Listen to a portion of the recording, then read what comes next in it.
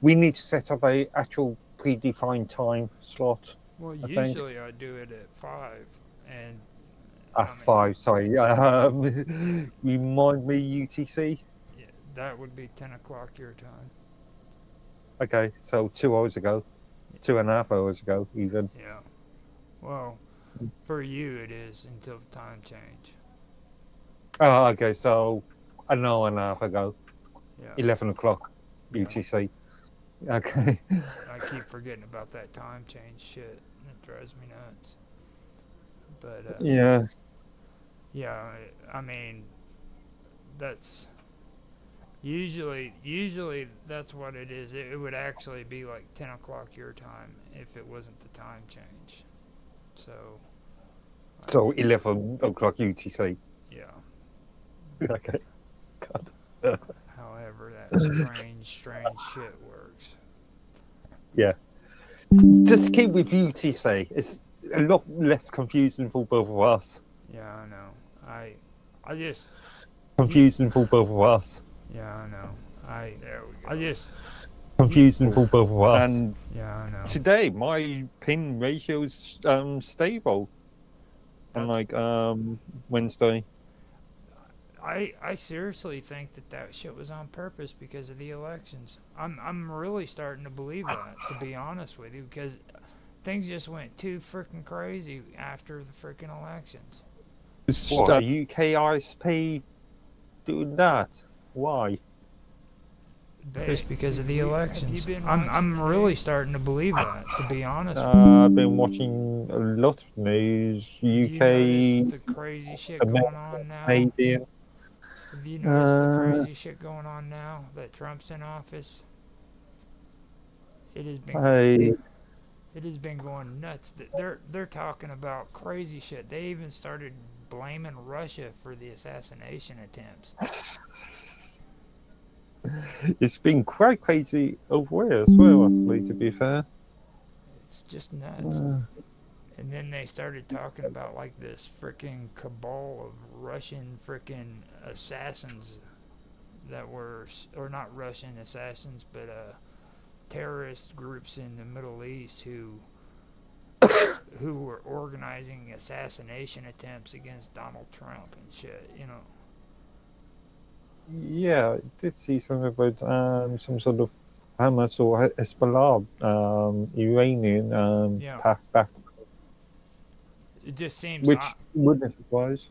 it just seems Yeah, odd which that they did all that shit though right after the elections, like they're covering their asses. I don't know. I don't know. We considering the political situation at the moment, and um, yeah, I don't know. Some sort of Hamas or Hezbollah, Iranian You're pack. sounding really good. I just tested you out on X. Oh, I I have to be reminded that this is actually gaming with Infamous, in that well, this is the adult version, so fuck all those gamers, dude. If they can't be an adult gaming, and talk politics, then they gaming with infamous and guests plus guests. all right. Well, the thing of it is, as I said, this time around I'm gonna be more adult oriented. I'm not gonna cater to a bunch of YouTube bullshit. You know what I mean? If we want to talk about politics, then fine. It's just we're just and things of that nature. Like you know how you were talking about your concerns about this being too complicated. I think I think that Okay, it you've really. gone. Yeah, Okay, can you hear me now? yeah, no, I can. Yeah, yeah, mine. Yeah, All right. No, I have to be careful too because if I don't put this thing up on yeah, my lap, yeah. I'm okay. it messes up. So okay, let me Uh, see here. I got everything going. It looks like, and yeah, I'm getting it all straight. I got the talking points up too. So if you want, okay. we can get right into it. I'll do my countdown and we'll start recording. Okay. It looks Can like. do. Are we still working on the same points as we did last week? Yeah. Now, Okay. before we start, I wanted to ask: do you wanna hold off on going further down the list, or do you want to? Because like we went from the first point all the way into the second stuff that I did that research on with you um, about the what was it PAAS and the SAAS. You remember that? Oh, he froze. Good to be declining because that's more of a widespread sort of Yeah, I mean, you're kind of freezing up, so hold up. topic, isn't it? Hold on. What was you saying? Because Well, you kind of froze up on me. yeah. I noticed. Oh, just gonna cancel that. I was going to suggest do the cloud thing at the end because that's a wider topic. Yeah. Well, see, the thing is it's like, and I wanted to bring it up in the video too, is like the stuff that we had been discussing, even in the good video that we did. It actually gamers were really into the shit we were discussing, like the hyper threading and shit. Mm, I mean, that's like cream on the crop or icing on the cake for a gamer. You know what I mean? okay. There's other things too that gamers are really into, like you know how you're into retro and stuff. Mm, The games now freaking have it set up to where you can actually play retro games to where they're the original graphics, or you can switch it over to a new updated today's version of the game. okay. You know, Okay. so let me see if I got it. I've got Have you done the research into FPGs? a That's hardware emulation. PGs? No, FGB. FPUs, I think. Sorry, FPUs. FPUs. Not floating point units. What's the hardware that actually makes a CPU mimic another processor? Oh, oh God, what the hell? FPGs. That might, So, yeah. so you've got let's say a FP, modern ARM chipset emulating a Motorola 68000 chipset or something. I'm trying to find what I had on here. Not Give me floating point unit. give me a second, real quick.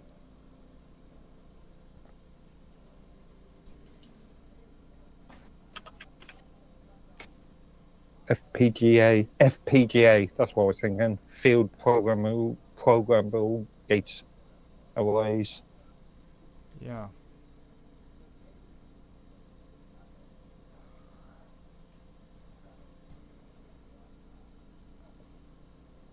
I'm literally trying to find out where I did it. I put all this shit. A lot of my. Something to think about on that later stream, maybe. Yeah. Well, I mean, if it something that dawns your attention, man, with what we've been talking about, bring it up. It's like we're not like 100% stuck behind the talking points. You know what I mean? Talking about PBR. You're talking about PBR. Oh, the. You're talking about the PBR tools.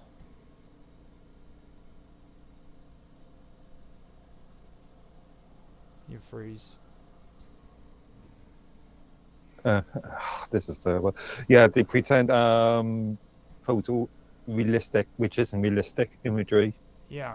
Now that was actually what I was wanting to know about. Like, do Do you want to kind of go into that before we go any further? Because that kind of goes into the beginning part where we were talking about the the the processors and the GPUs. You know what I mean? So like if we go that direction now, then we'll have that on video, and then freaking we can just continue with the rest of it. Cause it's cool because this last video we did, we actually. Okay, let me find out what the hell is going on here. Yeah, I'm not dropping frames or nothing, so I don't know what's happening.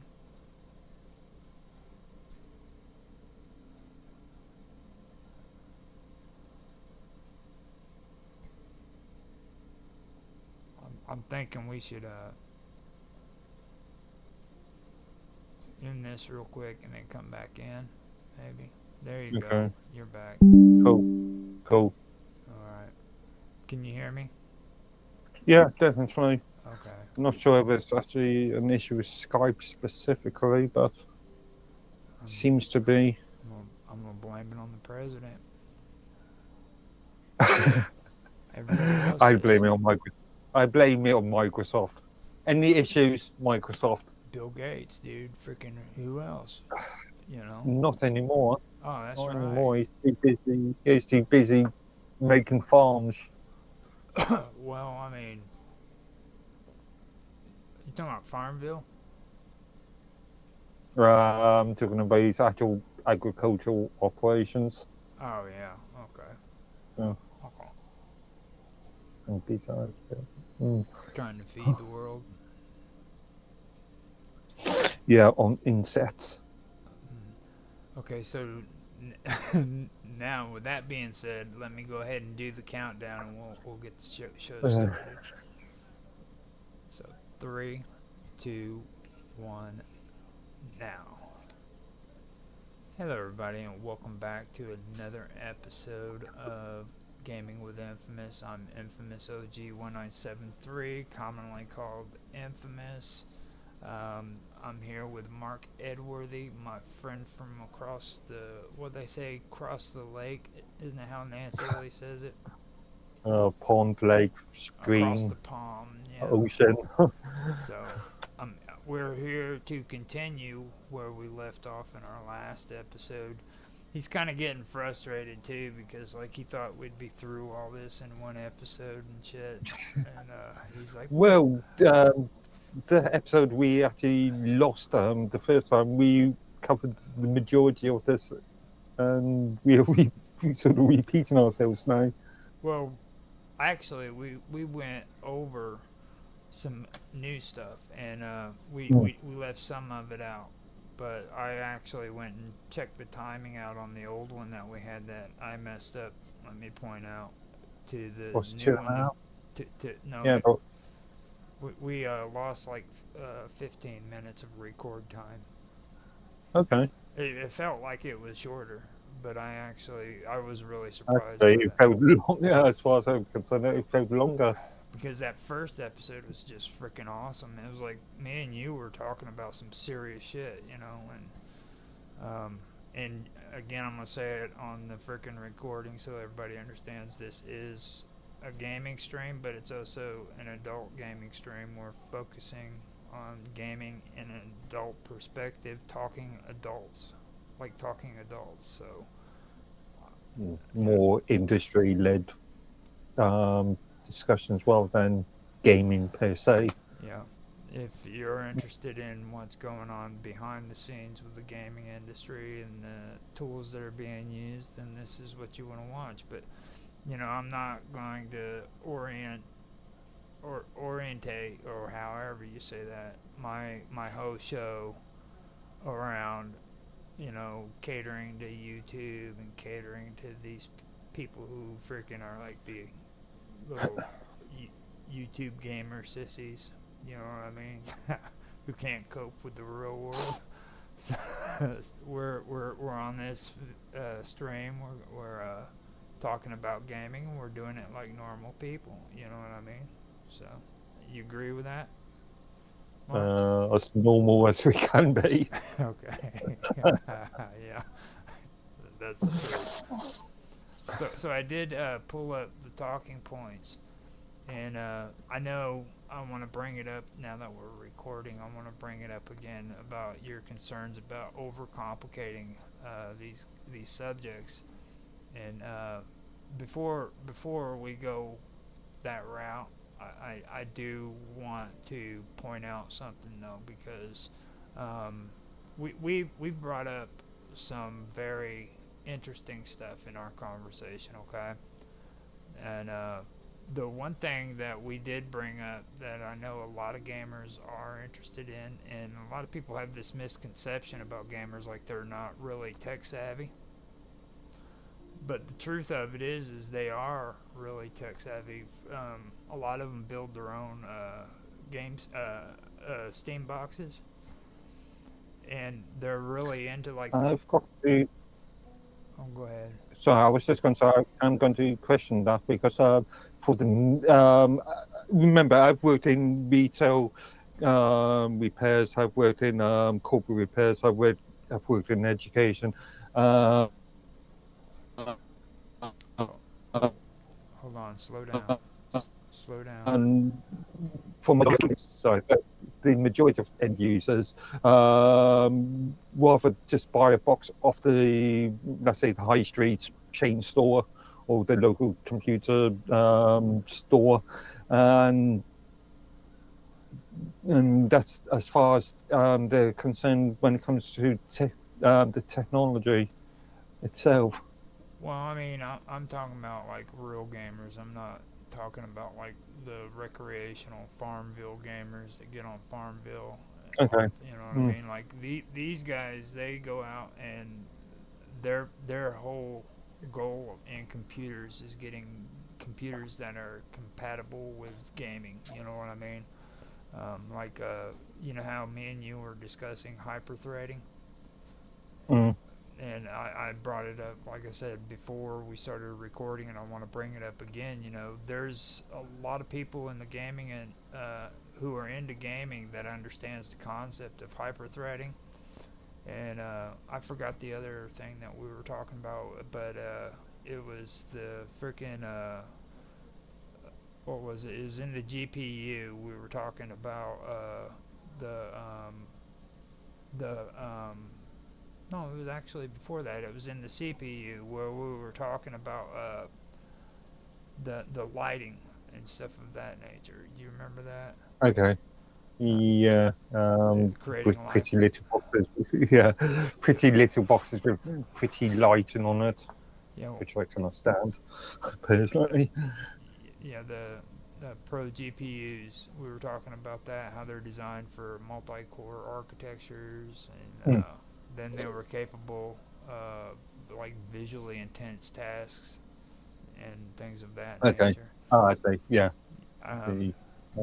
That's where I forgot what the name of that damn thing is. It was you mentioned it just now, just before the stream. It was with the lighting and everything. Where photorealistic imagery. Yeah. Yes. There Yeah. you go. There you go. But they're into that. My son, to be honest with you, he was mentioning it to me like 2.5 years ago, and I paid attention to him about it, and I went through and I showed him how I was doing it on Blender and with Inkscape, and it's basically the same kind of setup where frickin' you go through and you use light in the games to like enhance the way the game looks, and it makes it look more more realistic. Yeah. On the stream that we lost, we were having a long discussion about ray tracing and how these techniques have been around for decades now, Right. Since the 80s at least. I remember in White and Code back in the 80s, that created sort of realistic, quote unquote, wine glasses with light patterns and shadows. And see, this is something that we would have lost if I would have just if I would have forgotten, or if you would have forgotten ray tracing. You see, so I'm glad you actually remembered it, because ray tracing is what he was talking about, and and I didn't pay attention to it at the time. I was like, yeah, and I kind of went through the spill on Blender and how I do it with Blender and Inkscape. But then later, I started finding out that from him again about the thing that I was telling you before the stream, where they were making it to where you could change the textures of the game in the game, like not on the computer doing any kind of computer graphics, but in the game. Like, you know how you're a retro fan when it comes to retro gaming, you know what I mean? You can take Doom. I believe it was Doom he was playing, but I could be wrong.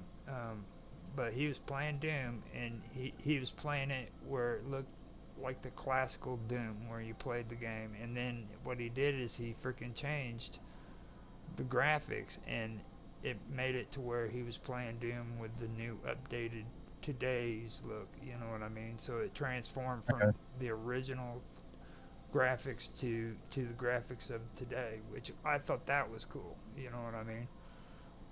That's You're something, talking about the 16-bit era, yeah. you know, but I didn't do much checking into that at this point, because we're talking about like cloud gaming and everything, but that's something else that I thought was pretty cool. I mean, a good example of early 90s ray tracing light sources would be TV shows like Babylon 5, which was created mainly using Commodore Amiga's hardware, the video toaster hardware. Yeah. A lot of their graphics still stand up pretty well even today.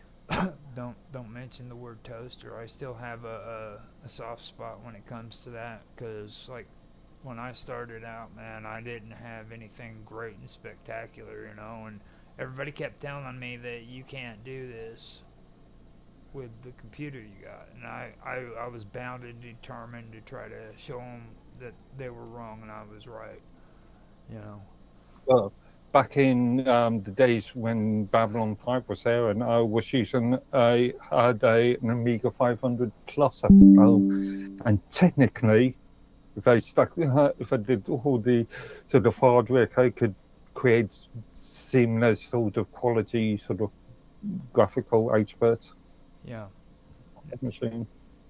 Well, Celestia, what was that name of that one program? Celestia or something like that, I believe. Lightwave would be the most obvious name. Do you remember Celestia or Celeste? It was where they actually animated the galaxy basically, and you could like. Oh yeah, that's an open source project where I think is still being maintained now. Yeah, and that one game, Eve Online, started out with Celestia, you know, and that was actually a pretty decent game, to be honest with you. I've not really followed Eve Online except for their sort of monetization thing, because they've really gone through sort of a lot of different concepts when it comes to community collaboration. Yeah, I've heard that they've had some issues. I get a lot of, or I did back when I was actually doing the game. I got a lot of shit from it from a lot of people who were against it. Like they went from being fans of Eve Online to not liking them because of some kind of shit, and this probably has to do with that. Yeah, they've gone through many sort of changes, and there's some of the since they've been around. Yeah, there've been multiple different ideas. Yeah, but you got to think that game, okay, like you know how we've been talking about the amount of money that was put into the acquisition of Activision. Okay, Mm. yeah. Now you take a look at a game like Eve Online. Do you realize how much is at stake with that game? That game has like millions and millions and millions, maybe even billions of dollars invested into it. Like they have entire freaking entire battles like on there of like thousands of people freaking actually in a live battle scene with one another. Yeah, but we could start talking about Star Citizen, Yeah. the game that has never been officially released, but money has been pouring in through it for what, a good decade now. Um, Well, we could talk oh, about it. yeah, yeah, billions and billions and billions of dollars. Or we could, on the other hand, look at the Eagle Soft X series, which is a similar sort of franchise, and but they've done it on a fairly minimal amount of money, and they've created some really good titles.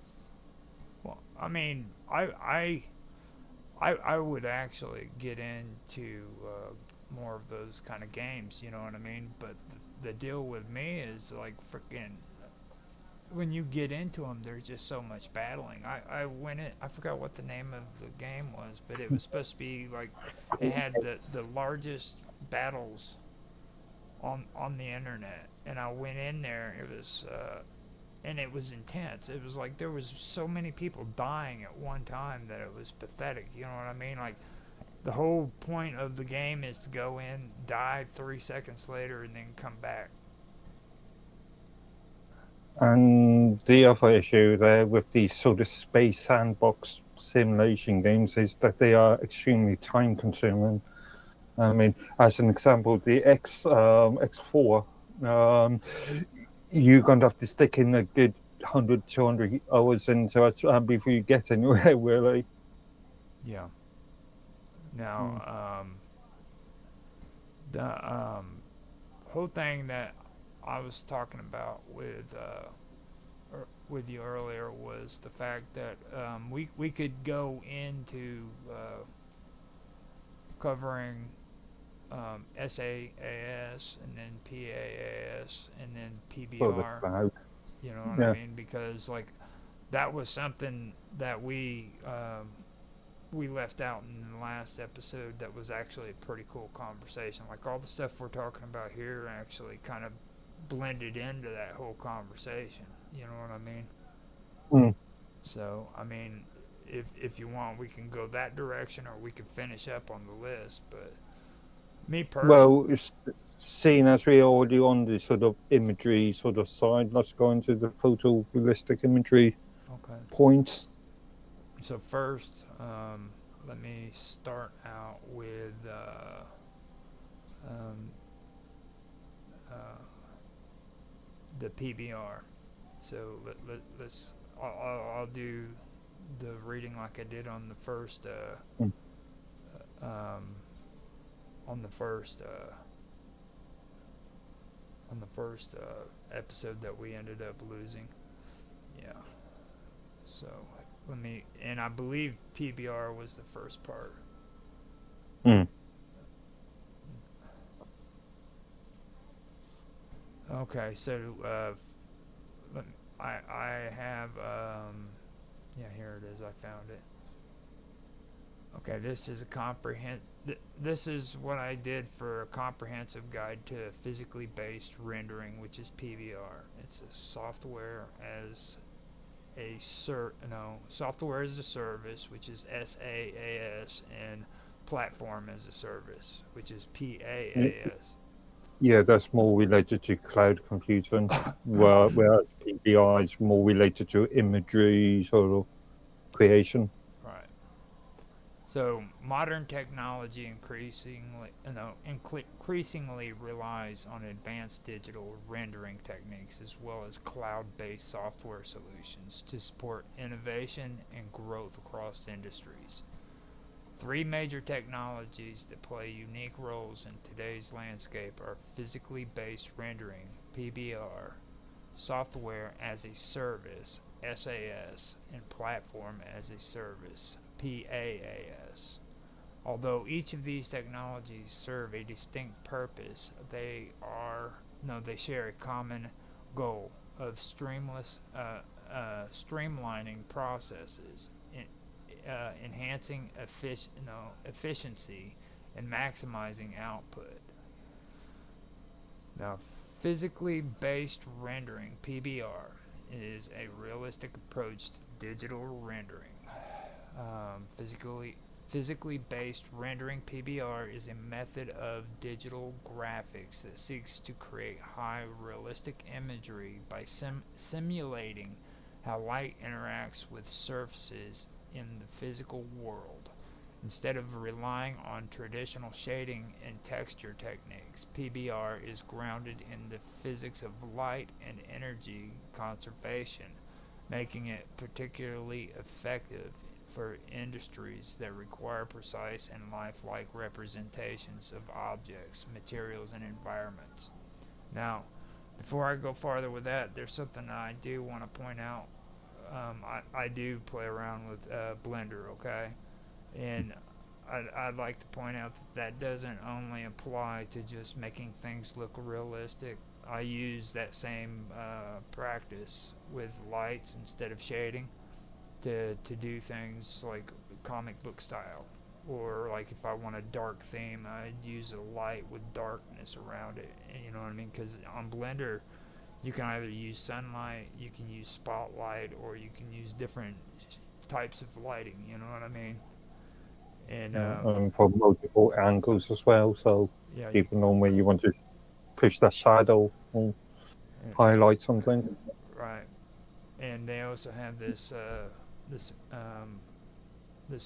thing that's available where you set up like a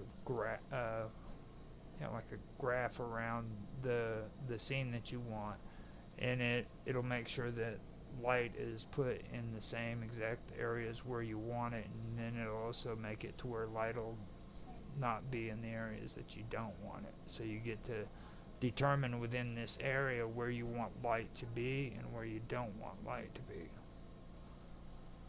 If that makes any sense. Yeah. So it'll create dark spots and, like I said, move the light into the sort of areas you want to highlight. Right. And that right there isn't just for the sense of real reality and stuff, because I don't really encourage anything to look realistic. I hate the idea of trying to computer generate something that's looks real. You know what I mean? I can go out and take a picture if I wanted that. You know, I want to make something that's freaking nice and freaking unrealistic and looks cool. You know what I mean? Because I'm a cool kind of dude. Realistic, but still with that element of, I don't know, artificialness. Yeah, exactly. Yeah. It's just like, and I'm real picky about stuff. Like, why would I sit in front of a computer trying to freaking simulate the look of an escalator in a freaking tunnel, in a subway tunnel? You know what I mean? When I can be doing something cool like creating a saber like on Star Wars. You know what I mean? I don't know. I've had this discussion with a lot of people. There's this idea that a computer game isn't a computer game unless it's got gorgeous graphics. And a lot of so-called gamers will say, "Oh, this got amazing graphics and this is wonderful," and ignore the story, ignore the plot, ignore the acting, ignore the voice acting, and will only buy the game just because it's got the greatest graphics in the world. See, this is Quite annoying. This is the reason why I like you so much, dude. I am a storyline person in a video game too. People people get annoyed at me because I actually go through and let the storyline play out in my videos. This is why I like a lot of point and click adventures and text-based adventures, narrative fiction. Um, in obviously text-based adventures, no graphics, it's Yeah. all text. But yeah, there's this ongoing thing about just looking at cosmetics without actually delving that deep into the plot line. Yeah. Well, I mean, Mm. that's what we're kind of doing right now. You know what I mean? Like, and for me, what I'm noticing is like with all these new, this new technology that's being put into computers, I'm noticing that freaking the quality of games actually suck. So the better the graphics is, the worse their freaking quality is when it comes to storyline and things of that nature. You know what I mean? Oh, he froze I up. think a few games got all amazing. Yeah, I can think of a few games with amazing graphics, and yeah, when it comes to the plot, when it comes to the story, when it comes to the actual acting or the actual character development, it's non-existent. Yeah, it's just horrible. Like, don't get me wrong, I do like Modern Warfare. You know what I mean? I like it, but their storyline is just freaking horribly small. You know, you go in there, Mm, you play the actual story, and you can beat it within freaking like less than 6 hours. Within 6 hours, if you sit there mm. and you just play it, you can literally beat the storyline to Modern Warfare for within that amount of time, and people all over the world are buying it. They just love it. That's the reason they had such a big problem with Activision was over freaking Call of Duty. You know? Yeah, I was thinking of what's the Star Wars Battlefront 2 or something No. similar sort of issue. And let's not forget games, AAA games are becoming more and more expensive these days. Yeah. You're paying more 60, 70 plus dollars for a game, so you want sort of bang for your buck, Yeah. so to speak. and Mm. don't and I do like the I do like the graphics on the new games. Don't get me wrong there either. You know what I mean? But I have to say though the quality of these games are really really horrible. You know, like they came out with that new Boulder Gate, and Mm. I've had a few friends play that game, and I've never touched it. But I can tell you right now of at least 4 or 5 other games that are just as good, if not better. Funny enough, I've not played the new Baldur's Gate, but I did play the original two when they came out back in mid to late 90s. Mm-hmm. Yeah. So Um, I don't know. I've just been playing a good point and click adventure. I can't remember what it's called. Monolith or something, and that was released within the last couple of years, and it's still got sort of 16-bit Syria styled graphics on it, but the plot's extremely good. yeah, and I've actually went over. I didn't do too well with it, but it Neverwinter Nights. You know, Hmm. I went through there and I finished the first part of the storyline because I don't like to like on my gaming. I don't really like to go and try to beat the game. I'm a let's play kind of person. You know what I mean? Like the, the Interestingly enough, Neverwinter Nights actually was first marketed as a sort of development engine yeah. rather than a game in itself. Well, Um, the cool part about it is like you can still go on there. They have it now set up with servers for internet use, okay. and Mm. you can go on servers and like the people who are on there are DMs and they will let you go into their games if they think that you're good enough to play on their servers. And And if I was going to say, if I remember rightly, there was a big modern community on Neverwinter's Night because of its highly adaptable development framework. Yeah, and I'm not sure if there is still, but yeah, there is quite a few sort of fan-based total conversion mods out there. Yeah, it's pretty cool. It really is. I did get annoyed at it because I'm starting to slowly realize how much those old games really did suck. You know what I mean? Because first I did Neverwinter Nights, and it was good when it comes to nostalgia. I did feel the sense of like back when I first started gaming, but I also felt the bad stuff too. You know what I mean? Like it was horrible back then. Like, and then Elder Scrolls Arena, dude, is another one that I did right after that, and it took me forever to figure out how to do the controls on that damn thing. Okay. I don't know. I'm still a big fan of Morrowind, Bethesda's Elder Scrolls Morrowind. That was made in the early 2000s. But saying that, I rather play the original Elite space simulation game, which was created back in '84, compared to Elite Dangerous, which was made a couple of years ago. Well, I be honest with you, I've never kept up with it at all whatsoever.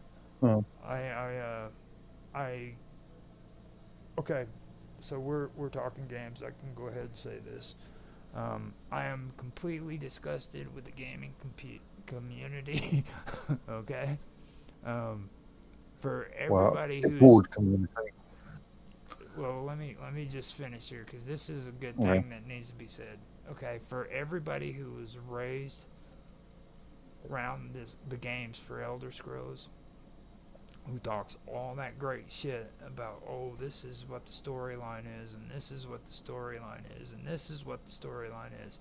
Not one of them damn people will watch a freaking video about the stories that are in Elder Scrolls, the old lore and everything. There's books that are written, okay, about Elder Scrolls, and I've gone through. I've done videos on the lore. I've taken the book, or I've taken one of the books, and I've freaking actually made audio,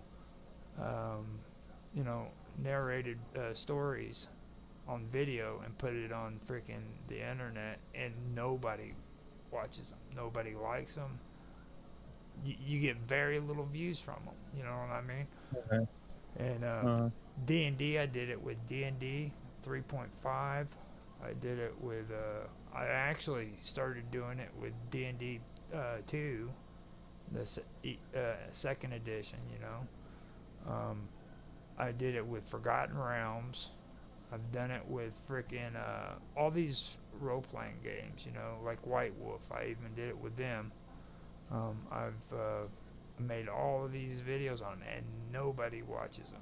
Nobody even cares about them. Don't get. Okay. I was going to say I've seen some really good lore-based videos on the Elder Scrolls material, and like you said, there is a huge backlog of lore on that series. Yeah. So for me, I kind of get pissed off about it, and like those people who get all the great views on that stuff. All I gotta tell them is, and I said this when in the messed up video we did. I'm gonna say it again, okay? Stop hitting the promote button, because I know what you're doing. You're hitting that promote button and stop promoting shit if you can't freaking make a profit off of it. You know what I mean? These kids like to run around freaking hitting the promote button and spending more money on a video than what it's actually bringing in for them. And we know you're doing it. That's the reason why you're getting all those views. And we know what those views are. Was it not Andy Warhol that's talked about being famous for 15 minutes? So I mean, Yeah. don't just basically don't lie to yourself. You know what I'm saying? If people don't understand what organic reach is and how it's beneficial to them, I don't even want to talk to them about the subject. You know what I mean? Like, I can do more with organic reach than what anybody can by just hitting their promote button and paying money to get views.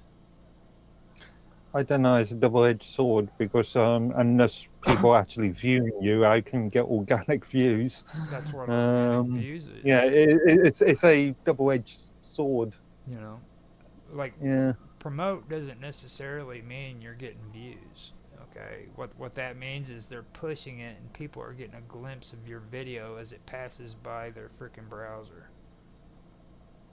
Again, it depends on which platform you're talking about. I mean, if I see something on YouTube I interested in, I will probably watch at least the majority of the video. No, I mean, you got to understand though, like, there's other people who aren't interested in it and you still get a view for it. You know, and then your click rate goes up, and that click rate is what causes freaking people who don't like you or shit to freaking come on there because they didn't want to watch that crap in the first place. And they see it and they come on your platform and they start talking negative stuff in your comment section, and that's because you got a high click rate. I don't know. It's the old joke that we made in the past. It's the bums on seats argument. If you've got people watching it, and irrelevant if it's good or bad, or good or negative comments, it all adds up, especially on platforms like YouTube. Well, if there was a guarantee with YouTube that they freaking discontinued the downvote the way they used to have it, then I would believe that. But I'm not sold on that whole idea. You know what I mean? Like, now they say that freaking the downvote doesn't affect the video's performance. But I still don't. I mean, if that was the fact, then why do they still have the downvote? And with a few browser extensions, you can still access the numbers on the downvote. I mean, I've got an extension on Firefox here that allows me to actually have a rough idea of how many downvotes there have been. Well, I mean, that's my whole point, you know. I mean, if now maybe they don't have it in analytical or something, but I'm just not really sold on the idea, you know.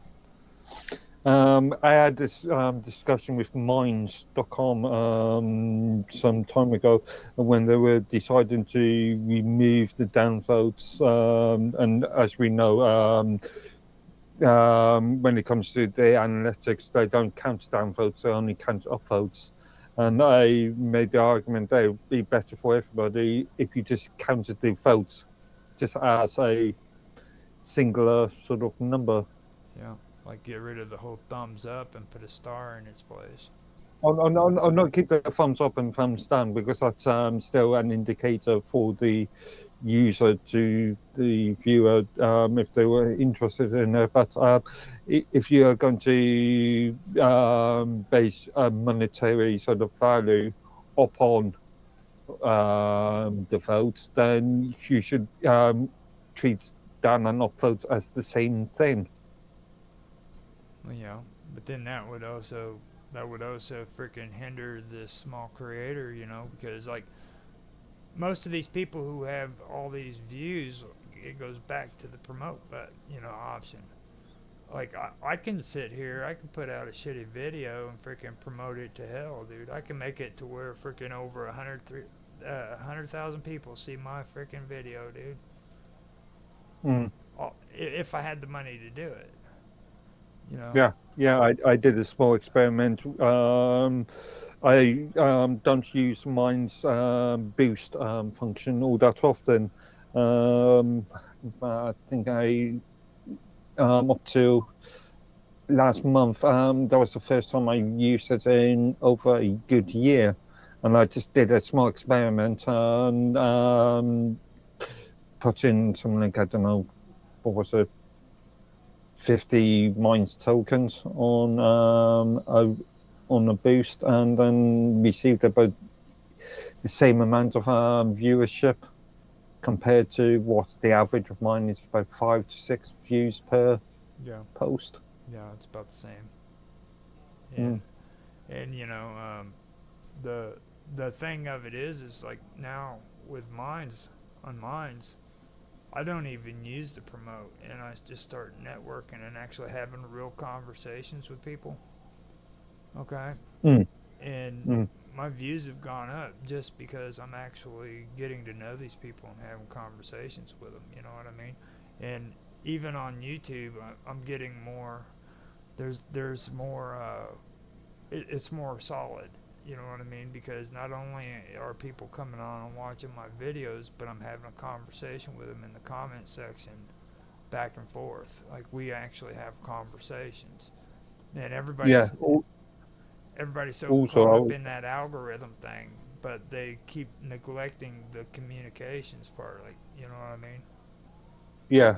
This is why I say descriptions and all that jazz when it comes to posts. But another point is that, as you know, um, a lot of subjects that we touch upon, especially in the text chats, I will provide references to relevant posts. Right. And if I've got a post that is related to what we're talking about, I will promote that in the text chat. Right. So not being reliant on the sort of in-platform promotion facilities. Yeah. I mean, and that's something that's important. I know you're big on like the writing stuff and everything, and I agree with that. I don't put it on mine like, but I understand where you're coming from. You know what I mean? Mm. But the reason why I do it is because, or I don't do it, is because for one thing, I don't want platforms like YouTube freaking busting me on shit because they're going through and they're scanning what's being said in the comment section. That's also why I stopped doing the translation or what do they call that, where they do the words, the narration for people who can't read or Yeah, yeah, the can't hear. translating the text to speech, You know, or text to or speech. because they're using that as a way to freaking censor as well. You know, and hashtags. Everybody's running around throwing hashtags all over their videos, and they don't realize that they're setting themselves up. You know what I mean? If you're on there putting stuff on that's freaking really controversial, don't be hashtagging the shit all Mm. over the place. You know what I mean? And we both have a friend who we both know that does that shit. You know what I mean?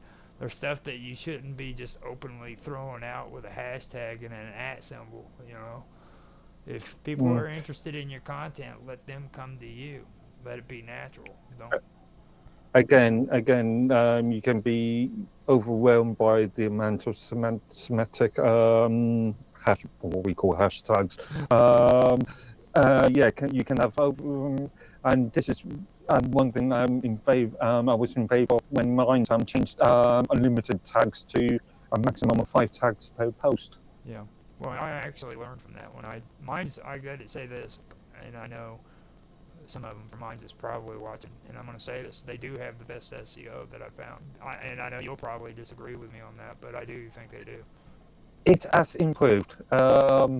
Back in 2018, when we were starting off the Mines Community Open Source Initiative, there was no reliable search engine optimization.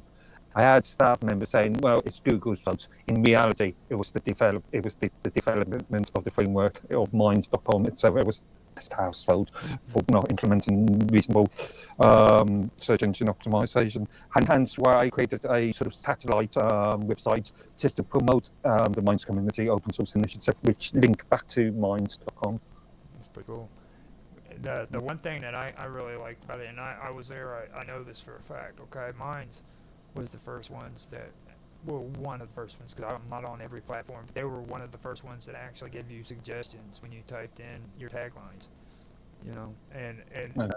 they were one of the first ones to do it. And what I learned is with these suggestions, they're usually suggesting the best taglines to put in that's most used, you know what I mean? and that's where I found out that the best thing to do is just use the suggestions. Type in the tagline you want, and whatever pops in the suggestions below, use those, and you'll get better views. Personally, I prefer because I created sort of series of posts. So, as an example, I've got the overview of technology series, and I try to keep the same sort of tags on this series. So, as an example, for overview of technology series, I've got overview technology. Subject matters or GPUs or RAM or whatever, and a few other related tags. Well, just be careful, because what I've learned is like my taglines really sucked. You know what I mean? And like when you I do think about it, and I do actually spend some time actually writing sort of descriptive explanations for the post art. Because like the tagline is supposed to go out into the algorithm and tell people, you know, look, this is the content you've got. You know what I mean? So when I think, as far as mine is concerned, any text content is treated as algorithmic content. right. It doesn't matter if it's hashtag or if it's just generalized titles or generalized descriptions. But when you go in and you pay attention to the suggestions in there, that's the key. You know what I mean? Like the suggestions are important, because those suggestions are the common hashtag that goes with that word. That usually is the most popular.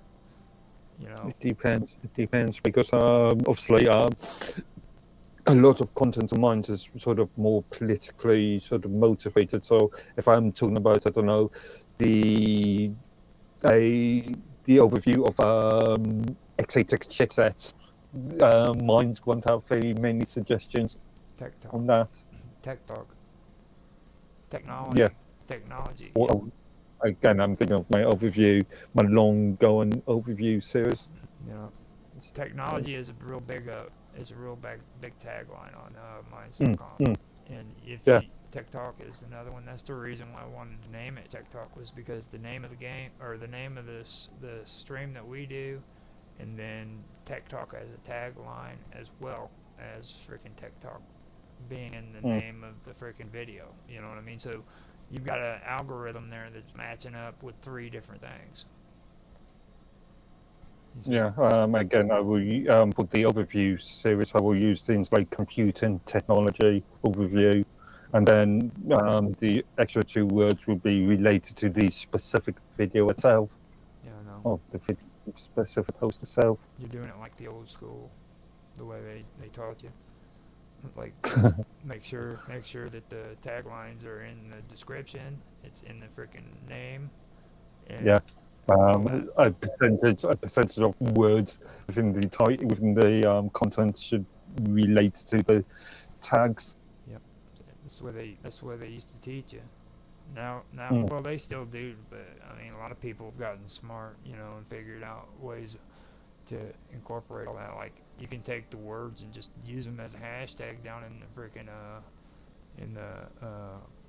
description, and then put it in the name of the video and stuff like that. So they've been getting pretty smart about that. I think The only problem with just using tags alone is it's not very readable as far as the end user is concerned.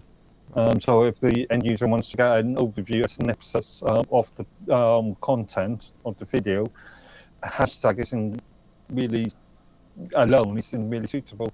unless, of course, they click on the video and find out what it's actually about.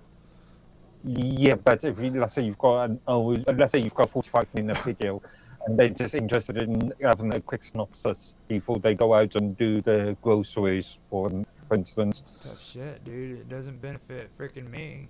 You know what I mean? Okay. Yeah. That's the whole thing. That's the way these guys are getting smart. You know what I mean? Like they're saying, okay, how am I going to get these people to click on my video and actually watch it? You know what I mean? Hmm. And it's got so desperate where people are willing to freaking do that so they can get 15 minutes of view time out of a 45-minute video, because they're breaking it down and making it to where it shows you how many minutes of video somebody watched. So they're desperate. Yeah. You know? So yeah, that's something that mine can't do at this present moment. But saying that, how many as an example, how many Minds posts have you seen that just contains a video and no other explanation at all? I do it. I come across that. I come across that all the time. I do it too. I was getting ready to say I do it too.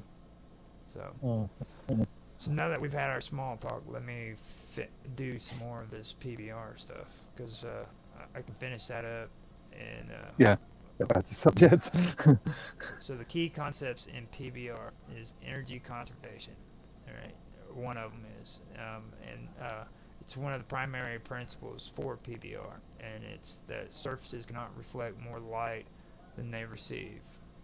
This ensures that materials look realistic and do not appear overly shiny or reflective, which was a limitation of older rendering techniques.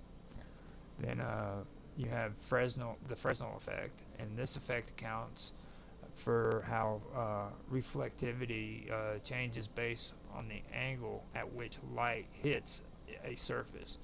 For example, water and glass become more reflective when viewed at shallow angles. PBR leverages this principle to enhance realism. Then you have surface microstructure. PBR PBR models a material's microstructure which affects its roughness or glossiness. A surface's appearance depends on how light scatters upon contact with the microscopic features of the surface. Materials like polished metal appear smooth, while concrete may appear rough. And see, this goes back to what we said the last time I read that. Isn't that what they've been doing? I don't hear any kind of change with that microstructure surface thing. You know what I mean? No. Good example of this would be if you remember the Windows 95 screensaver related to the maze and the bricks. Mm-hmm. And that sort of 1990 sort of brick, or like you said, early Doom sort of brick, Wolfenstein sort of brick texture. Mm-hmm. Yeah, this isn't anything new. And like I was talking about earlier about ray tracing, these concepts have been around for quite a while. 30 odd years now. Yeah. Not longer. 40 years now. But in that whole short little paragraph, I've seen nothing that's new. You know what I mean? It's nothing new at all whatsoever. Mm. So they said the applications for PBR. PBR has transformed industries such as architecture, automotive design, and e-commerce, where lifelike rendering is critical. For example, in architecture, PBR editor enables designers to showcase realistic textures and lighting on materials like wood, marble, and glass, offering clients a clear view of their projects. Similarly, in product visualization for e-commerce, PBR allows shoppers to see accurate representations of materials and colors, which enhances users' experience and buyer confidence. Now, I know you heard a lot of advertising there, so commercialism. Yeah, I'm not so sure about that. When it comes to rendered physical objects, I've only really seen that done in sort of the more electronic CAD industries. When it comes to consumer items, as an example, if you go on eBay or Amazon, you are going to see photographs, not some sort of virtualized rendered image product.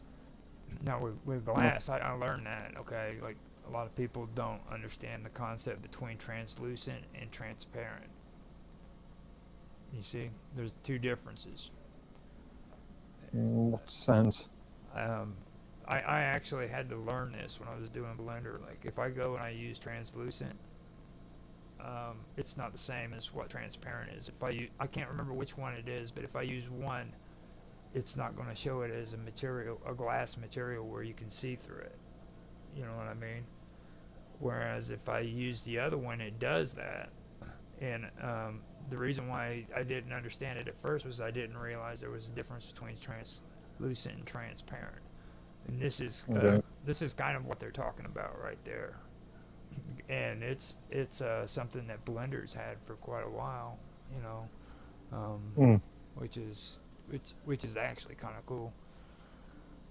I was talking to Bob the other day about why Blender isn't mainstream like Adobe and all of them, and I told her about like the history of Blender, which they had put out a video recently that I posted on Mine's chat earlier about why people don't choose it, and the reason for it is because like when Blender first started out, you had to pay for it, and Okay. the guy who founded Blender, who created it, actually went to court and had to fight for his right to retain it back. And when he did win the case, he finally turned it into an open source Okay. the way he wanted it.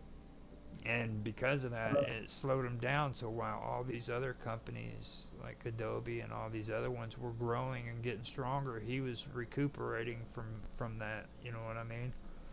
And they didn't get popular until I think it was 2.8.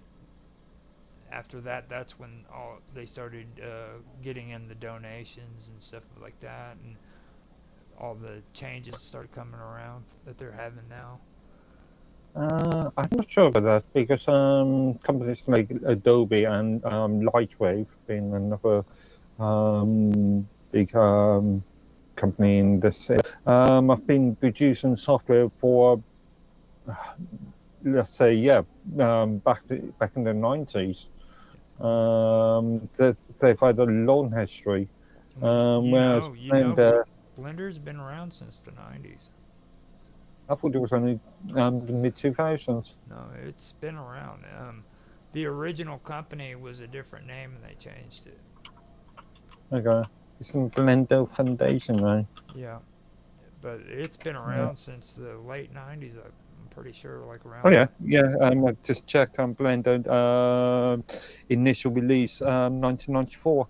You know, so I mean, they've been around too. The only reason why they didn't excel was because freaking because of the dispute. Like I said, because when they first started out, you had to pay for it, and the guy who created the program, the original program, had to sue to get his company back.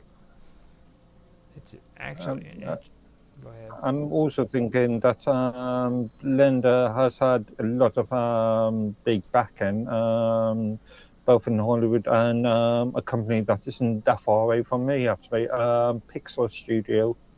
Yeah. The um, great famous and Arden animations Yeah. as well. The people that created the Wallace and Gromit series, Well, they've Adobe been using donates. that. Adobe donates to them too, I believe. Yeah, yeah, yeah. Let's not talk about Blender's guilt and shame and their dirty secrets. Okay, let's just let's let them just be exonerated from all guilt whatsoever. I don't know. Adobe, even though they've done a lot of mistakes and a lot of issues, sort of, it's questionable. They've done quite a bit for the sort of wider sort of computer industry and open source. As an example, PDF files, Yeah. PDF Well, format. I'm not gonna get into my Adobe talk because you know Okay. what my Adobe talk is, and I don't think people can cope with Infamous's intake or output on on uh, on Adobe. You know what I mean? Because that's just a little bit too hardcore. It's bad enough they gotta Mm. watch me play video games. You know what I'm saying? Much less talk about Adobe. So with that being said, let's move on to the cool stuff. Let's talk about SaaS. You want to do that? Software Mm. over the cloud. The cloud industry. Yeah, Okay. yeah. Software as a service (SaaS) is a cloud computing model where applications are hosted by a third-party provider and made available to customers over the internet. Unlike traditional software, which requires installation on individual machines, SAS allows users to access applications through the web browser, often via subscription-based models. Now, characteristics of SAS: web-based access. SAS applications can be accessed through a web browser, which makes them accessible from virtually any internet-connected device. This accessibility enables users to work remotely and collaborate in real time. 2. Subscription pricing. Most SAS providers charge a subscription fee, which can range from monthly to annual payments.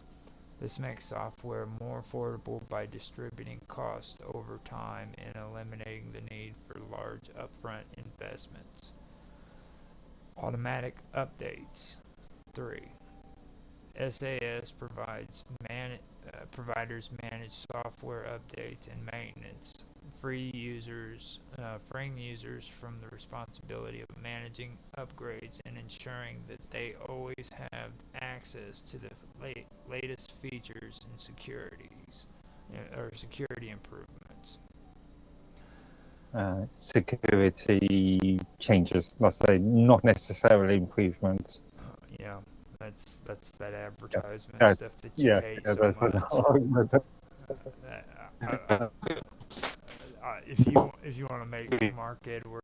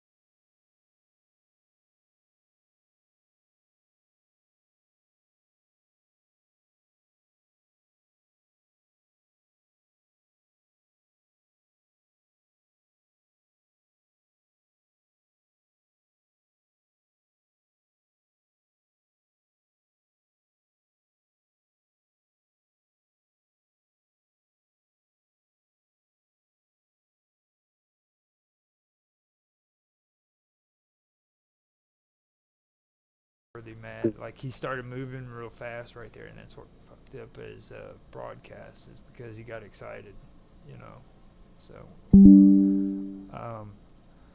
now with I mean, I'll give you an example of this. Go ahead. I was going to say that they were going to stop GTA, the people that produce GTA. Yeah, Rockstar.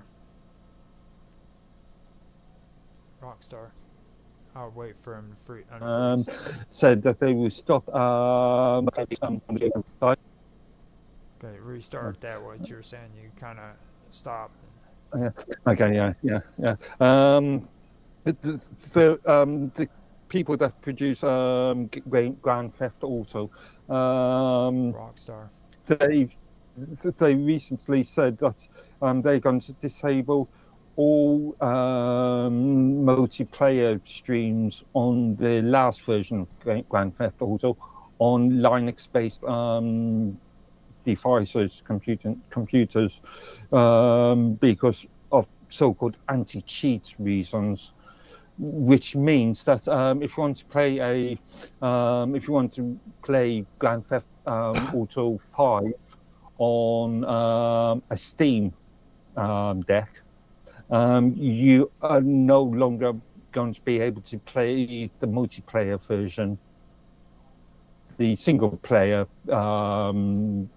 missions will still be available, but the multiplayer versions will not be available because of their argument of anti-cheat.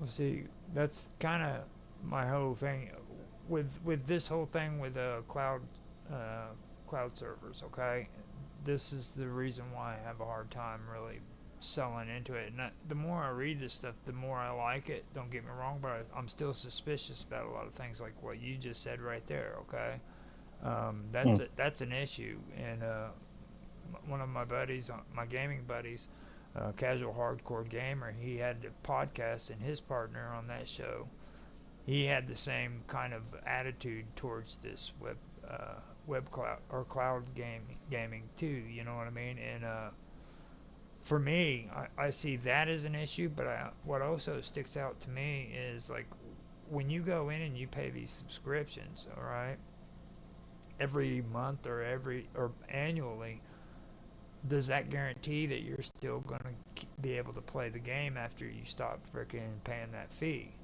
You know what I mean? And plus, like, I enjoyed the fact that I could go down to a freaking gaming store and buy a freaking CD, put it in a freaking it was solid for one thing, and I could put it in a console and play it. You know, now they're trying to get rid of that and say, hey, why don't you just come on over here to this web browser based game, you know, get this program, and then you can play it right off of your computer, and you don't have to worry about all that. You know, that kind of makes me suspicious, because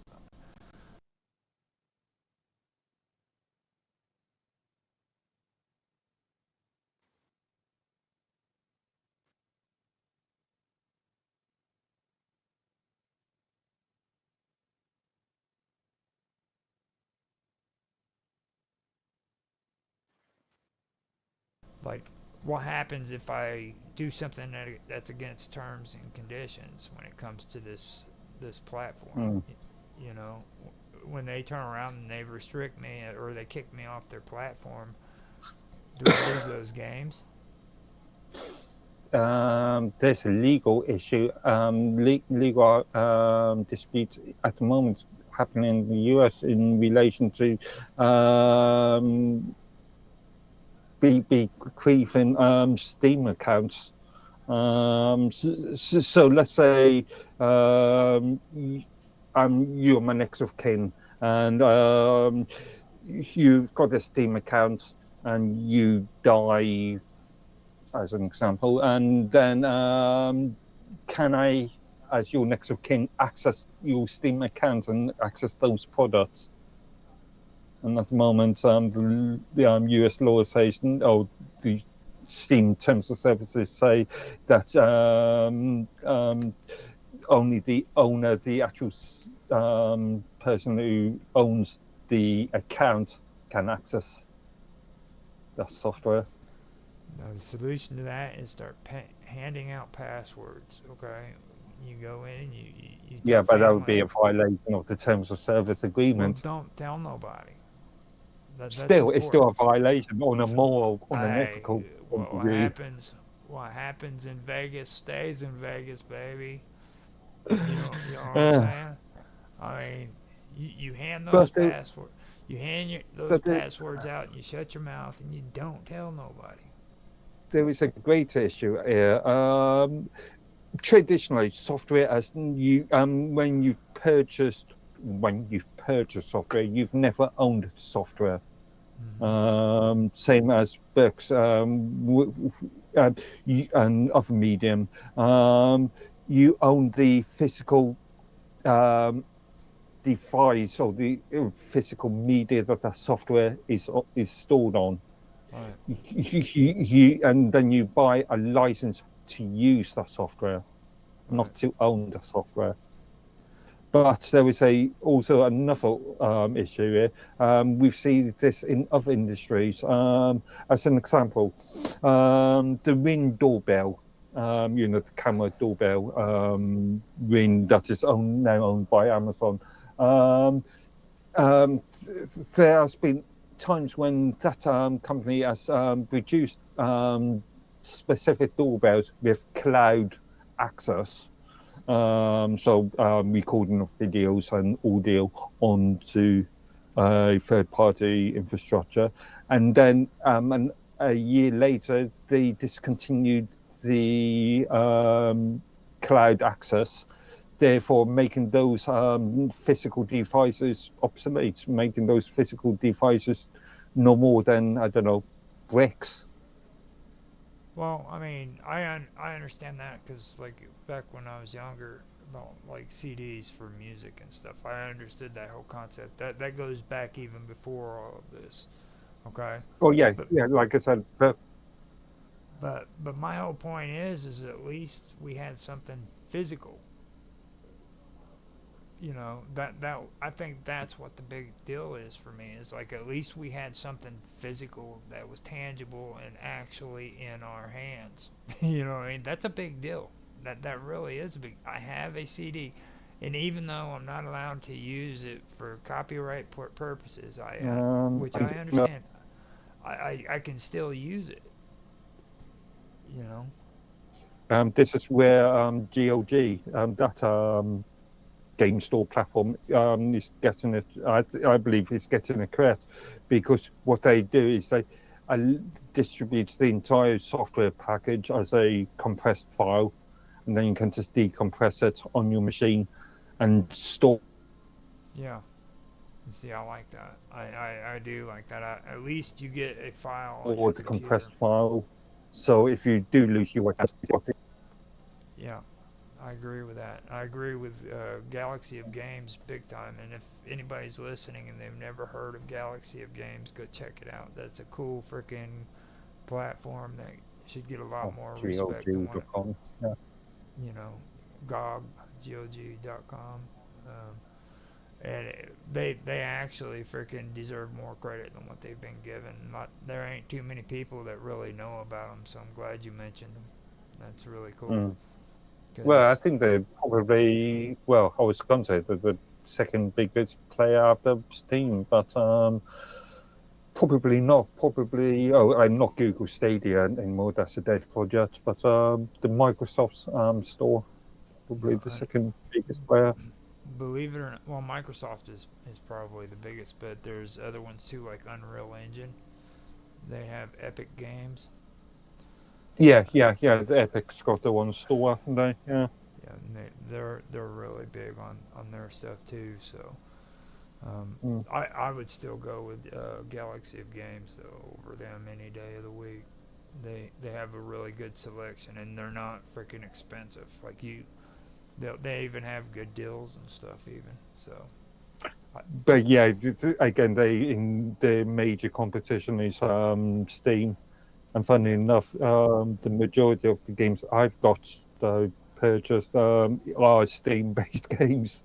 yeah, same with me. I mean I'm guilty of it too. So I mean I ain't saying that freaking uh, Steam. Well, for me, I like the idea of Steam, and I think that pisses a lot of people off because they always had this argument between freaking sharing.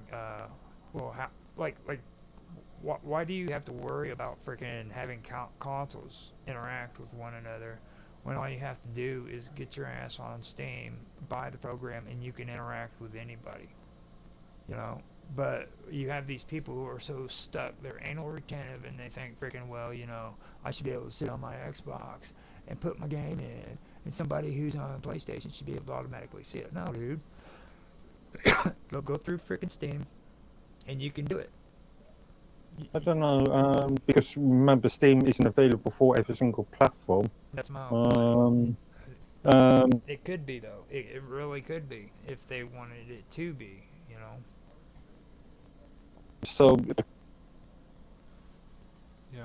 I mean, you kind of made sense right there until it cut you off, like right at the. okay, sorry, I was just saying that it could be argued that cross-platform um, collaboration or cross-platform games or cross-platform software is a good thing. Yeah, I agree.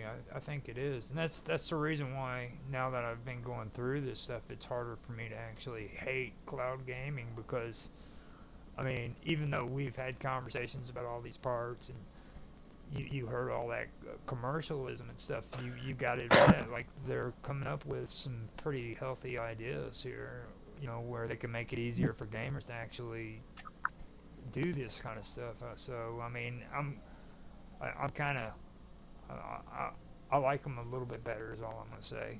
You know what I mean? There's still issues around regulation and ownership.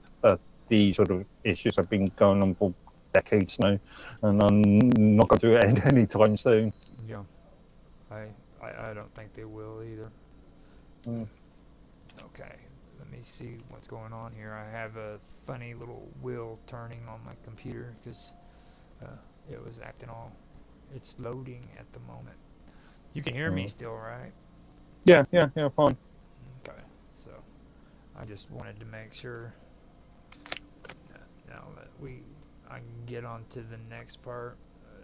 Dude, I'll do a quick reading to finish off this next part with the examples of SaaS, which is going to be something that talks about the Salesforce and then like stuff like that. And then the benefits of it, and then I think we should end it there after a short conversation, and then come back to PaaS. Okay. Yeah, and IaaS and all those other AaaS. All those good asses. Okay, so examples of SaaS is Salesforce, a customer relationship management. That's CRM tool used widely in sales and consumer support. Salesforce operates entirely online, providing businesses with valuable insights, analytics, and communication tools. Then you have Microsoft 365.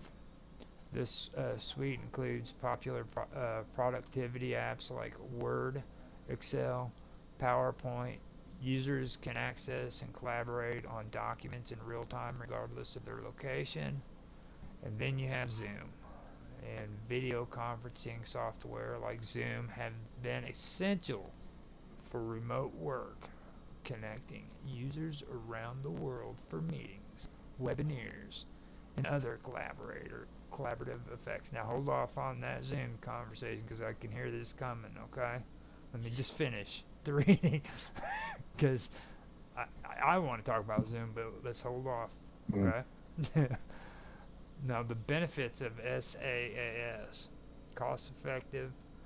The subscription model makes SaaS accessible to companies of all sizes, reducing upfront capital expenses.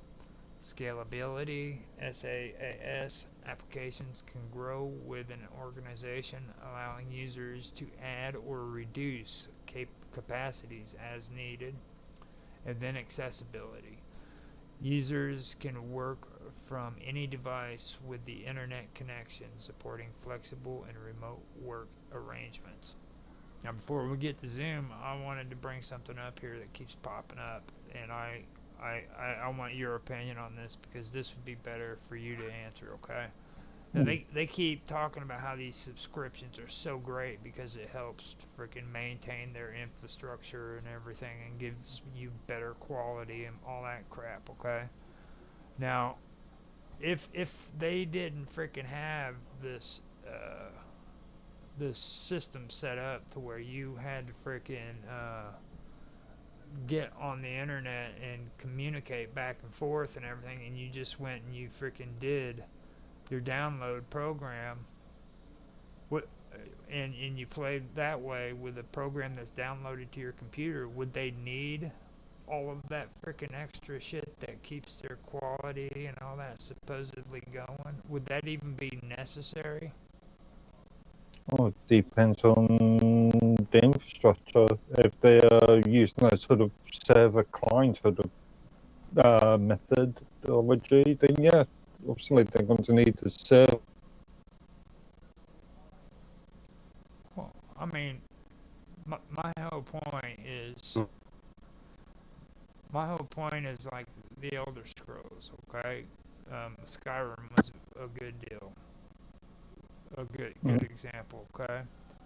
Now with Skyrim, you went and you downloaded the program, which this was before it was, or even with, like now you can actually download the program to your computer.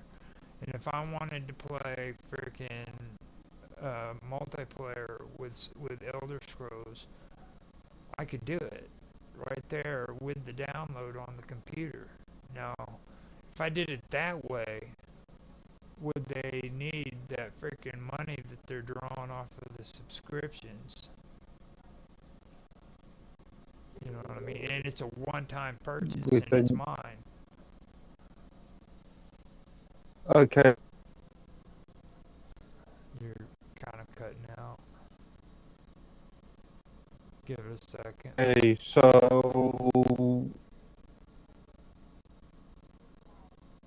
Hold on a minute.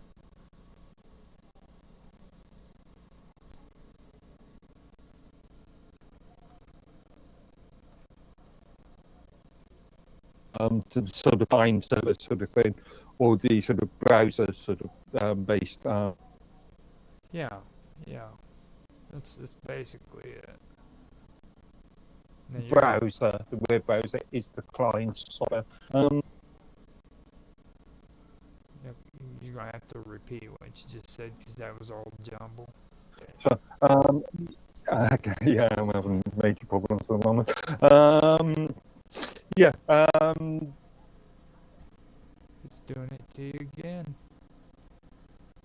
You've got this timer on your computer that says if you go over client cloud computing SA service, just two flavors. I'm gonna have to sit still too.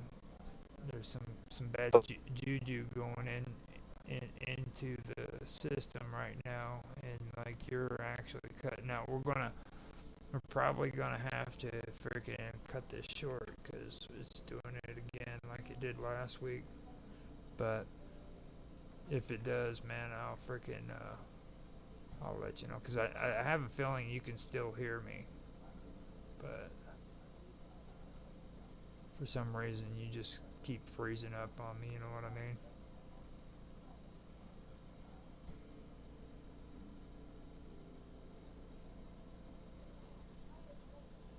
Yeah, it's being mean to you. Yeah, it is being mean. I'm just looking at a load of data here. Because the last few times, I know that you were actually able to hear me and stuff, you know what I mean? But for some I don't know, this time you just muting after a couple of minutes and then come back. Yeah, and that's what, I mean, yours literally just froze up on me and everything. And then it came back finally. That's the reason why I switched.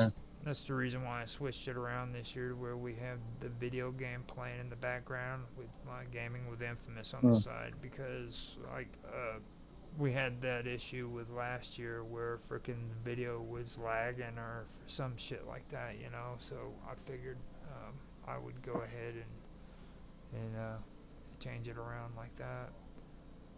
But dude, say what you wanted to say, because like we never got any good feedback on that. Yeah, what was I saying? The cloud. Cloud computing in relation to this. There are two different sort of concepts here. There's the sort of downloadable client and the server sort of element. So you download a physical client software, much like I don't know, the Skype client or a game client, and then connect to the server. Or there's the more browser-orientated thing. So for services like Google Drive and Zoom and those type of things, you're just reliant on the browser bit to be your client. Okay. Now, my whole question is though, like, with that in mind, okay, which would be more efficient, and lower in price? Would it be cheaper to freaking have a one-time deal where you download a program onto your computer for the company, I mean, or Mm. having a freaking web browser that's constantly needing to be maintained? Which one would be? Well, technically, the client would still have to be maintained because issues, bugs, unless you've got your development down to a T right at the start, there's always going to be bugs. Yeah, no, and usually whenever I get onto these games too, though, they have patches that are automatically put onto to my Yeah. game the moment I get onto the game. So I mean, Yeah, every time I load up the Steam client, it will download a load of updates for whatever game. yeah, and that's the one thing that I freaking have always had an issue about when it comes to stuff like that. Like, I think it would be cheaper that route. You know what I mean? Where you just freaking buy the download, you put it on your computer, and then whenever freaking you do come online to play a game, if they need to put out patches, then freaking it'll come onto your computer. But it doesn't necessarily need to be openly available 24/7 as a platform on a browser. You know what I mean? That just seems a little bit too robust. Oh,